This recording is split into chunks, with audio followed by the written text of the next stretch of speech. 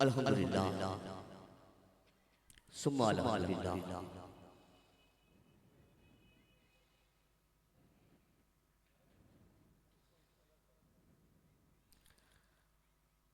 تیسرا سالانہ عظیم الشان جشن واحدیہ کی یہ خوبصورت محفل عرس پاک بزم ابدال زمان غلامان واحدیہ مجیدیہ کے زیر اہتمام انعقاد پذیر ہو رہی ہے۔ بلا تمہید اس خیال سے آج کی اس بزم معتبر میں ہمارے درمیان موجود سجادہ نشین دربار واحدیہ دربار مجیدیہ حضرت قبلہ پیر طریقت رہبر شریعت شاہ محمد سلیمان مجیدی افتخاری قادری چشتی سہروردی نقشبندی دامت برکاتہ قدسیہ کو دعوت خطاب دے رہا ہوں کہ اپنے بیان سے آج کی اس بزم معتبر میں ہم سبوں کے قلوب و اذہان کو روشن فرمائیں۔ استقبال کیجئے نعرہ تکبیر، سنیو جذبے کے ساتھ نعرہ تکبیر، نعرہ رسالت، نعرہ رسالت، نعرہ رسالت، نعرہ حیدری، حیدری، حیدری، نعرہ غوثیہ، فیضان واحدیہ، واحدیہ، واحدیہ، واحدیہ، واحدیہ، واحدیہ، واحدیہ، واحدیہ، واحدیہ، واحدیہ۔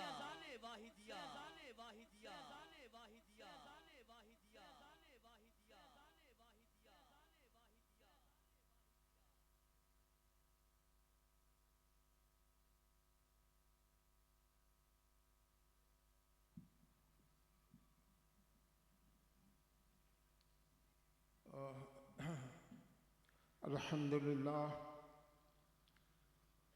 الحمدللہ وکفا وسلام علی عبادہ الذی اصطفیٰ اما بعد قال اللہ تبارک و تعالی فی القرآن المجید والفرقان الحمید۔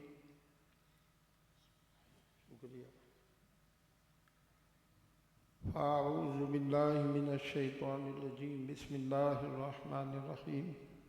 اذ اخذ اللہ میثاق النبیین قال اللہ تبارک و تعالی انعم اللہ من النبیین والصدیقین والشہداء والصالحین وحسن اولئک رفیقا۔ ان اللہ وملائکتہ یصلون علی النبی یا ایہا الذین آمنوا صلوا علیہ وسلموا تسلیما۔ اللہم صل وسلم علی محمد وعلی آل محمد بعدد کل معلوم لک۔ صلاۃ و سلام علیک سیدی یا رسول اللہ وعلی آلک و اصحابک یا حبیب اللہ۔ مولوی ہرگز نہ شد مولائے روم،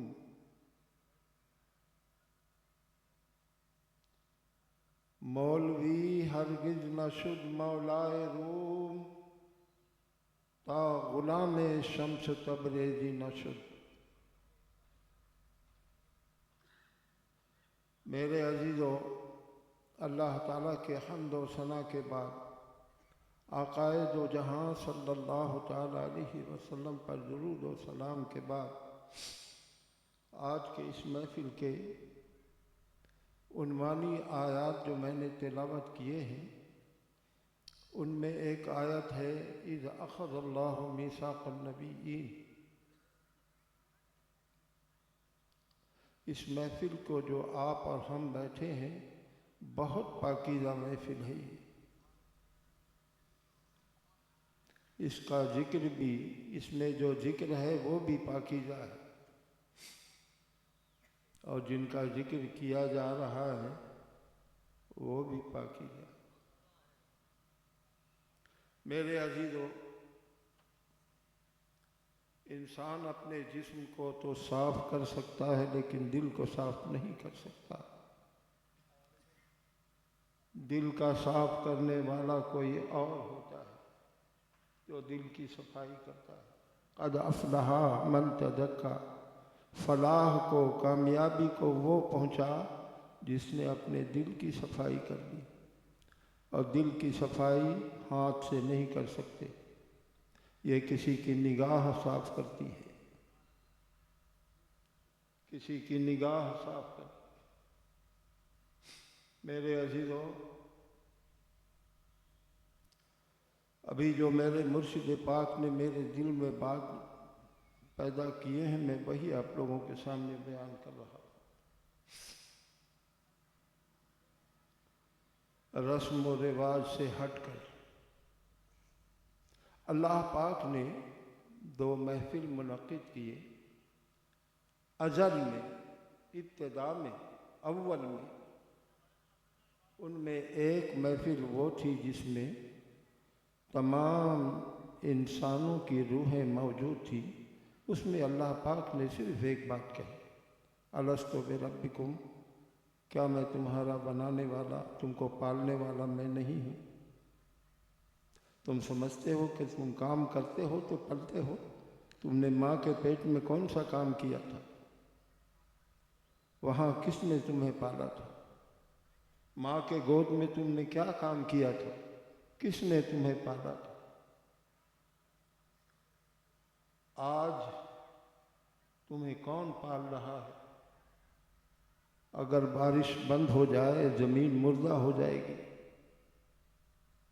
انسان مٹی سے پیدا کی ہوئی چیزوں کو کھا رہا ہے، اور یہ کھا کر کے ایک دن یہ حق مٹی کو دے دینا پڑتا ہے، دے دینا پڑتا ہے۔ تو اس لیے رسم و رواج سے ہٹ کر اس محفل پاک میں جو بیان میں کر رہا ہوں، یہ میرے مرشد پاک نے میرے دل میں ڈالے ہیں۔ اللہ پاک نے جب پوچھا کہ الستُ بربکم، کیا میں تمہارا رب نہیں ہوں، پالنے والا نہیں ہوں؟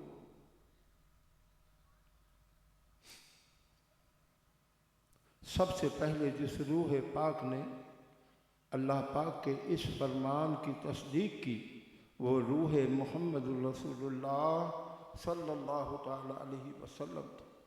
قالو، کہا، بلا، بے شک تو میرا رب ہے۔ حضور علیہ الصلاۃ والسلام اس وقت بھی امام العالمین تھے، ساری روحوں نے آپ کے بعد ہی اس کلمات کو دہرایا کہ بے شک تو میرا رب ہے۔ یہ محفل ختم ہو گئی کہ ہم دنیا میں بھیج کر تم کو آزمائیں گے، دیکھیں گے کہ آیا تم مجھے اپنا رب سمجھتے ہو کہ نہیں سمجھتے۔ تو ہم اور آپ ایک امتحان گاہ میں آئے ہوئے ہیں، خوب ہوشیار، ہزاروں نعمتیں ہونے کے باوجود اس میں ہمیں ہوشیار رہنے کی ضرورت ہے۔ اور ہوشیار یہ ہے کہ جو عہد ہم نے روز ازل میں کیا تھا اللہ کے سامنے کہ تو میرا رب ہے، اس کی تیاری کرتے رہنا چاہیے۔ دوسری محفل جو اللہ نے منعقد کیا، اس میں کسی عام آدمی کو آنے کی اجازت نہیں تھی، عام آدمی کے روحوں کو آنے کی اجازت نہیں تھی، صرف نبی اور رسول کی روحیں آئی ہوئی تھی۔ اللہ رب العالمین نے اپنے محبوب کو کرسی میں بیٹھایا،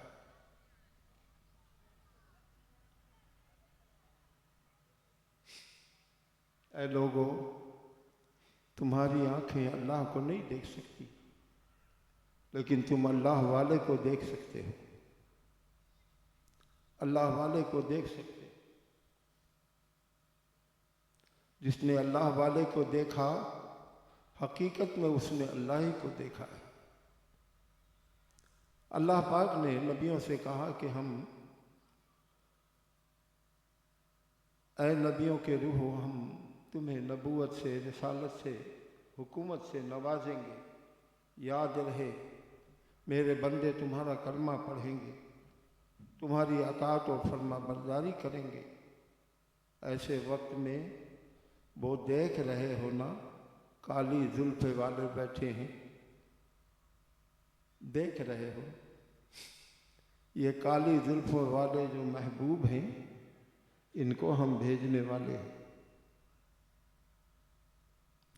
سارے نبیوں نے رخ مصطفیٰ کا دیدار کیا، اس کے بعد اللہ پاک نے عہد لیا کہ تم عہد کرو کہ اگر تمہارے زمانے میں، یہاں ایک بات بتا دوں، اللہ کو معلوم تھا کہ جس وقت میں اپنے حبیب کو بھیجوں گا زمین کے پردے پر کوئی نبی نہیں ہوگا،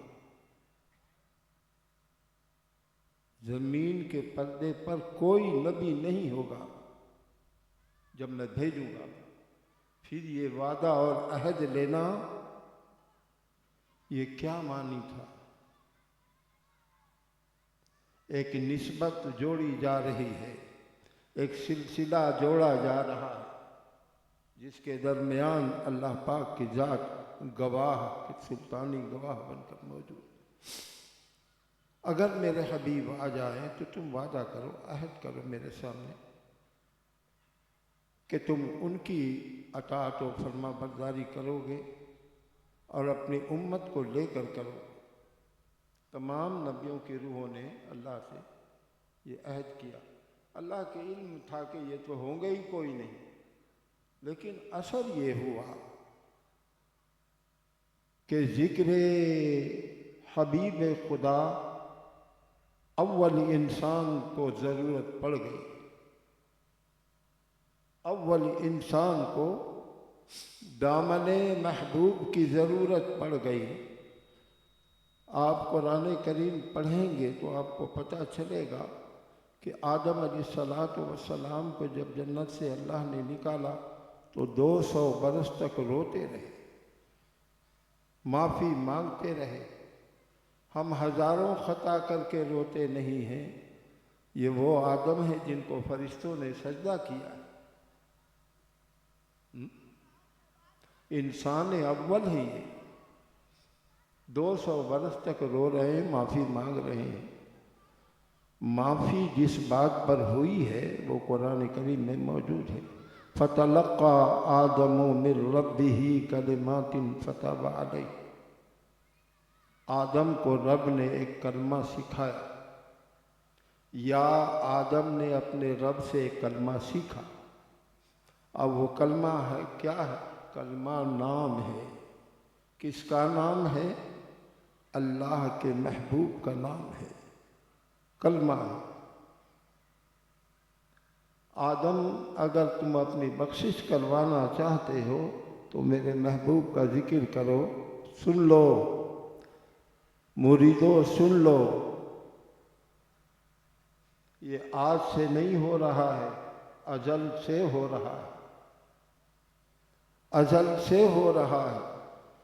اور جب بھی یہ کام کیا جائے گا اس کی بخشش اسی طرح ہوگی جس طرح آدم علیہ السلام کی ہوئی۔ نام پاک زبان پہ آیا، اے اللہ محمد الرسول اللہ کے صدقے میں معاف کر دے، معاف کر دے۔ میں اس جھگڑے میں نہیں پھنستا، بشر انسان یہ سب جھگڑے میں نہیں پھنستا۔ فقیروں کی نگاہیں کچھ اور دیکھتی ہے، اور جو دیکھتی ہے وہ بول نہیں سکتی۔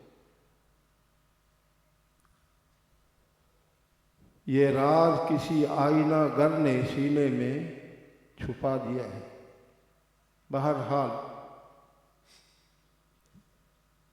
آدم علیہ السلام کی زبان سے جب نام محمد رسول اللہ نکلا، کہا کہ آدم تم جانتے ہو ابھی تو ہم نے ان کو بھیجا نہیں ہے، ابھی تو بھیجا نہیں ہے، تم جانتے ہو؟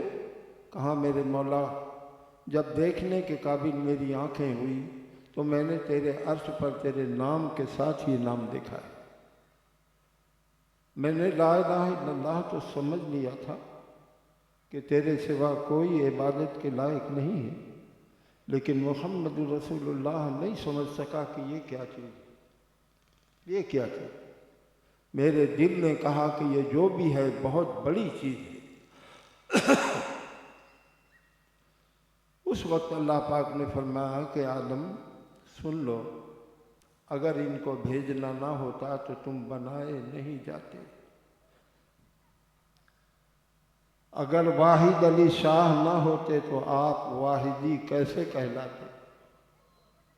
کیسے کہلاتے؟ کہاں بھٹکتے پھرتے آپ؟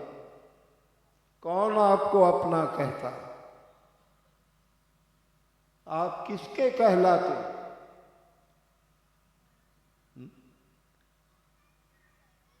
آدم علیہ السلام نے دامن محبوب جب پکڑ لیا تو رب نے فرمایا کہ آدم اپنی اولاد کو وصیت کر دینا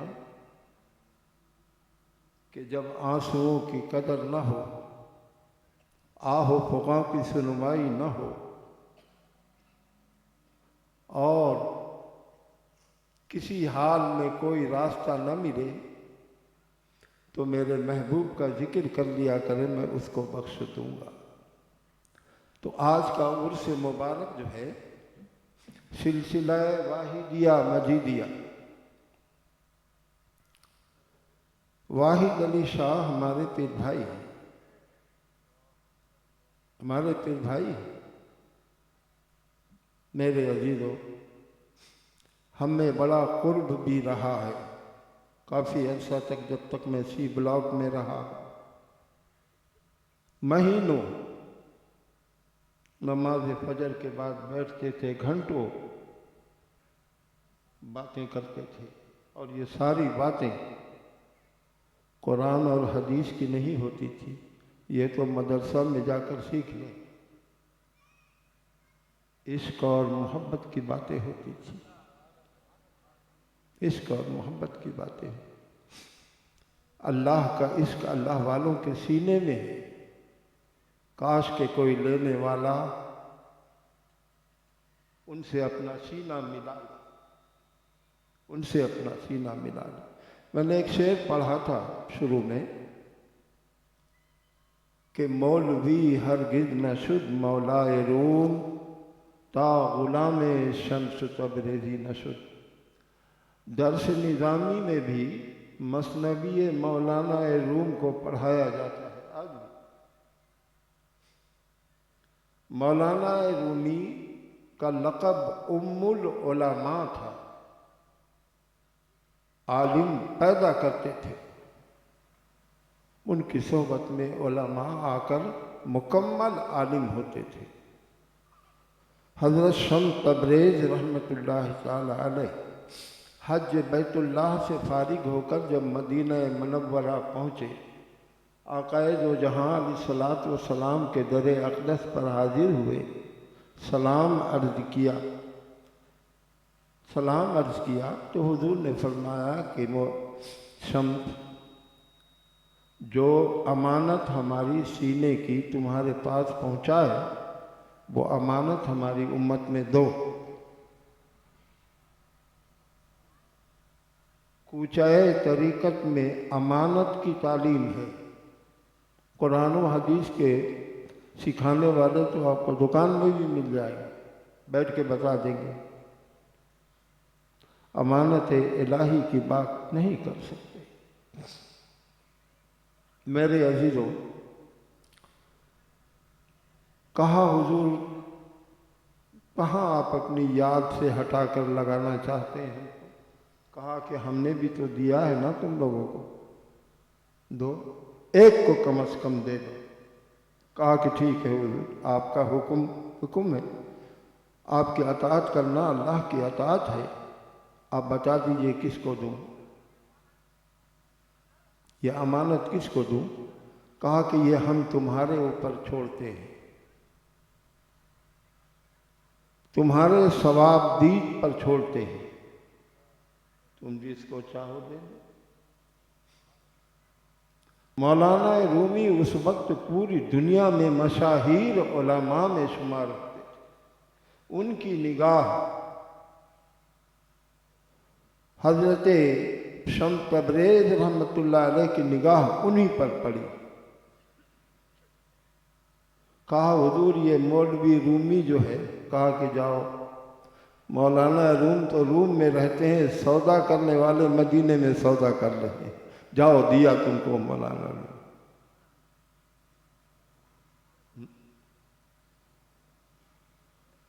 جن کا ہم نام لیوا ہیں، ہم تو ان کے ہیں، وہ ہمارے ہیں، سودا ہوا آئے۔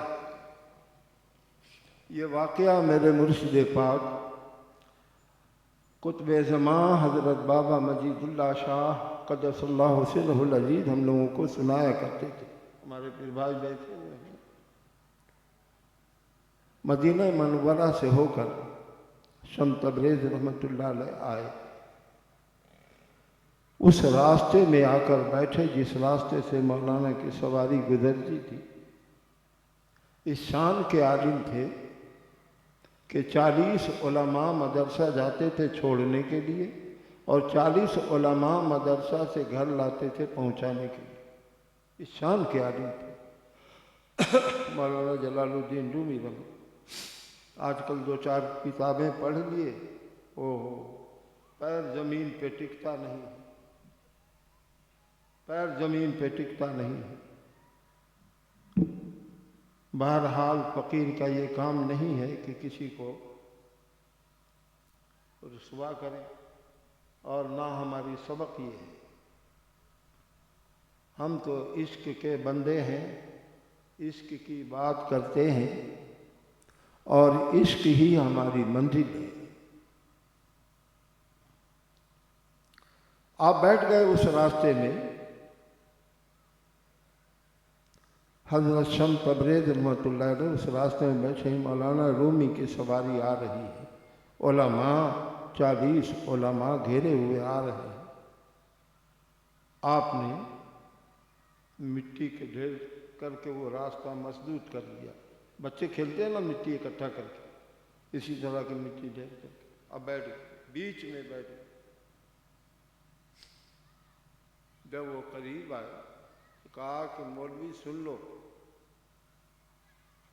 ہمارا گھر نہیں ٹوٹنا چاہیے، ہم تم سے کچھ پوچھنا چاہتے ہیں، کچھ پوچھنا چاہتے ہیں۔ مولانا رومی رحمۃ اللہ علیہ جمال مرشدی کو دیکھ کر ایسا فریفتہ ہوئے کہ ان کو اپنی ہوش نہ رہی کہ میں کس منصب کا عالم ہوں۔ جمال مرشدی، انبیاء کو ہوش نہ رہی جب جمال محمدی دیکھا تھا۔ گھوڑے سے اتر کر کے آئے، آپ نے ہاتھ پر ایسے پھیلا دیے۔ میرے سرکار فرماتے تھے کہ بالکل کپڑا اتار دیا انہوں نے، رک جاؤ، میرے سوال کا جواب دو پھر جانا۔ ایک طرف شریعت کے امام ہیں اور دوسرے طرف بالکل الف کی طرح کوئی لباس ہی نہیں ہے، الف کی طرح کوئی لباس نہیں، کوئی نقطہ نہیں، کھڑے۔ حضور کیا سوال ہے؟ کہا جواب دو گے نا؟ تو کہنے لگے مولانا رومی کہ حضور اگر جواب دے دیا آپ مطمئن ہوئے تو ٹھیک ہے، نہیں تو ہم کو مجبور سمجھیے گا۔ تو آپ نے پوچھا کہ مولانا یہ بتاؤ کہ کیا امتی اپنے نبی سے آگے بڑھ سکتا ہے؟ پہلا سوال، امتی اپنے نبی سے آگے بڑھ سکتا ہے؟ عبادت میں، ریاضت میں، مقامات میں، منصب میں، پاکیزگی میں، طہارت میں، بلندیوں میں اپنے نبی سے آگے بڑھ سکتا ہے؟ مولانا رومی نے فرمایا کہ نہیں حضور، امتی کچھ بھی کر لے اپنے نبی سے آگے نہیں بڑھ سکتا۔ کہا کہ اچھا یہ بتاؤ کہ حضور علیہ الصلوۃ والسلام نے کبھی یہ کیا ہے کہ اڑتے ہوئے پرندے کو کہا کہ مر جاؤ اور وہ مر گیا ہو، مرا ہوا پرندے کو کہے کہ جی جاؤ جی گیا؟ ایسا کوئی روایت ہے؟ تو کہنے لگے کہ نہیں۔ کہا امت کے اندر تو ایسے لوگ ہیں، امت کے اندر تو ایسے سیف زبان ہیں جو بات زبان سے نکلی تلوار کی کاٹ کی طرح سے وہ ہو کر کے سنا ہے کہ امت میں ایسے لوگ ہیں؟ کہا کہ ہاں، ہم نے اپنے استادوں سے سنا ہے کہ ایسے لوگ ہیں اس امت کے اندر۔ کہا کہ پھر اس کا کیا مطلب ہے کہ کیا یہ نبی سے آگے ہیں؟ تو مولانا رومی نے فرمایا کہ حضور میں ایک مثال دوں گا، آپ اگر مطمئن ہوئے تو ٹھیک ہے، نہیں تو ہمیں مجبور سمجھیے۔ ہتھیار رکھ دیا۔ مثال کیا دیا انہوں نے کہ حضور آپ نے دیکھا ہوگا کہ بارش جب ہوتی ہے تو چھوٹے چھوٹے نالے جو ہیں بنتے ہیں، اور ہر چھوٹا نالا کا رخ بڑے نالے کی طرف ہوتا ہے، ہر چھوٹے نالے کا رخ بڑے نالے کی طرف، اور بڑے نالے کا پر نالا کی طرف، اور پر نالا جب بھرتا ہے تو اس کا رخ دریا کی طرف، اور دریا جب بھرتا ہے جس کو ہم سیلاب کہتے ہیں، اس کا رخ اپنے سے بڑے سے ملنے کی طرف ہوتا ہے۔ سب اپنے سے بڑے سے ملنا چاہتا ہے۔ دریا اس وقت اپنے سے بڑے سمندر سے ملنا چاہتا ہے۔ اس وقت جب وہ چلتا ہے، سیلاب آب رواں، اسے یہ پتہ نہیں ہے کہ کون سی آبادی مسمار ہو رہی ہے اور کون سا خشک زمین تر ہو رہا ہے، اسے تو صرف سمندر یاد ہے اور کچھ یاد نہیں۔ اسی طرح امت جب ذکر، تلاوت، فکر، عبادت، خیرات، صدقات، امداد، یہ تمام بھلائی کرتے کرتے کرتے کرتے ان کے دل کے اندر ایک نور کا سیلاب امڑتا ہے۔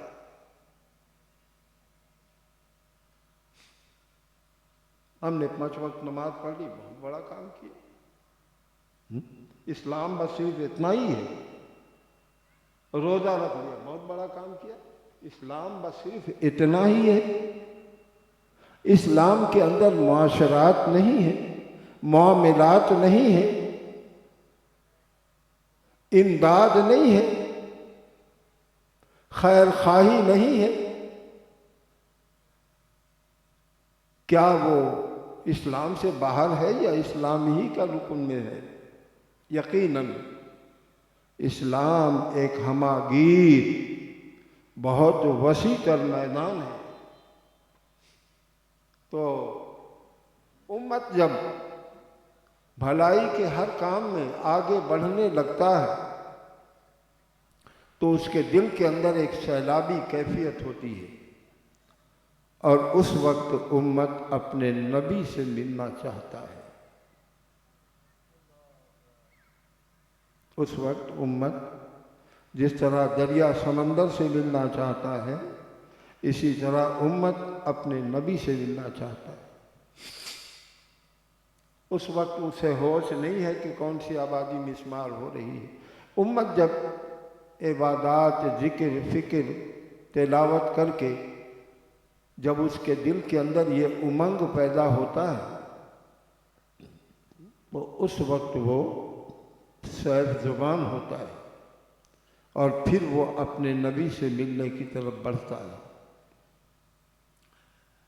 جس وقت وہ اپنے نبی سے ملنے کی طرف بڑھتا ہے، یہ تو ایک قدم بڑھتا ہے، نبی کی نگاہ ہزاروں میل آگے بڑھ کر کے اس کو آغوش میں لے لیتی۔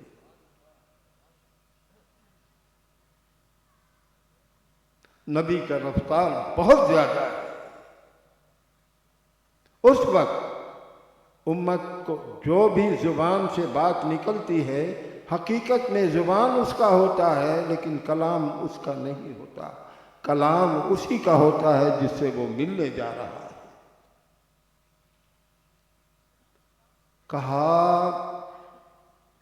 ملا کیا امت کی زبان سے نبی بھی بات کرتے ہیں؟ کہا کہ ہاں کرتے ہیں جب یہ کیفیت ہوتی ہے۔ کیا امت کی زبان سے نبی بات کرتے ہیں؟ جو لوگ طریقت کے ہیں میری بات کو سمجھیے، میں اس سے زیادہ کھول نہیں سکتا، میں اس سے زیادہ نہیں کھول سکتا۔ لباس جسم میں ہو تو اچھا لگتا ہے، لباس اتار دیا جائے تو اچھا نہیں لگتا۔ پردے میں رہنے دیں، سمجھنے کی کوشش کریں، صحبت یافتہ ہیں سمجھنے کی کوشش کریں۔ امت کی زبان سے نبی بات کرتے ہیں؟ کہا کہ ہاں جب وہ اپنے نبی کی طرف بڑھتا ہے تو فیض نبوت اس پر حاوی ہو جاتی ہے، اور جو وہ کہتا ہے حقیقت میں گفتائے او گفتائے اللہ بود، گرچہ از حلقوں میں عبداللہ بود۔ تو دیکھ رہا ہے کہ اللہ کے بندے کے حلق سے آواز آ رہی ہے، لیکن حقیقت میں اللہ بات کر رہا ہے۔ میرے عزیزو، مرشدان کامل کی صحبت میں انسان کامل ہوتا ہے۔ خواجہ غریب نواز رحمۃ اللہ علیہ 20 برس تک اپنے پیر و مرشد کی خدمت کرتے رہے، 20 برس، جبکہ آپ آل رسول ہیں، جبکہ آپ عالم ہیں، جبکہ آپ تارک الدنیا ہیں۔ اتنی ساری چیزوں کے باوجود آپ نے حضرت خواجہ عثمان ہارونی رحمۃ اللہ علیہ کے قدم پاک پر سر رکھ کر ان کی غلامی کا صرف اپنے لیے باعث اعجاز سمجھا، اور آپ نے ان کو اس منصب پر پہنچایا، اس منصب پر پہنچایا کہ اجمیر میں جس جگہ آ کر بیٹھے وہاں تو کوئی مسلمان نہیں تھا، مسلمان تو درکن مسلمانوں کا نام لینا بھی جرم تھا اجمیر کے اندر۔ پتھورا رائے اتنا سخت مسلمانوں کا دشمن تھا۔ آپ ایک درخت کے سائے میں بیٹھے، راجہ پتھورا رائے کے سپاہیوں نے آ کے کہا کہ اٹھو یہاں سے، یہ راجہ کے اونٹ بیٹھنے کی جگہ۔ گفتائے او گفتائے اللہ بود، جب کسی کے اوپر محبت حاوی ہو جائے تو پھر اس کے زبان سے محبت ہی بات کرتی ہے۔ حلق بندے کا مان۔ تو میرے عزیزو، خواجہ غریب نواز رحمۃ اللہ علیہ یہ کہتے ہوئے اٹھے تھے کہ میں تو اٹھ جا رہا ہوں، اونٹ بیٹھنے کی جگہ ہے تو بیٹھے۔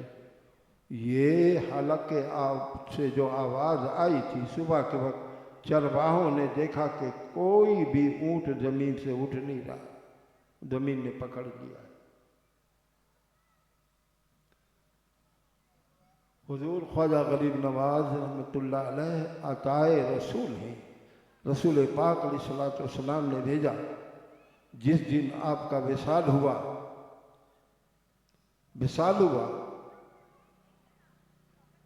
ایک بزرگ نے خواب میں دیکھا کہ رسول پاک علیہ السلام دہلی کے اجمیر کے جامع مسجد میں آئے ہوئے ہیں۔ یا رسول اللہ، آپ مدینہ منورہ سے یہاں؟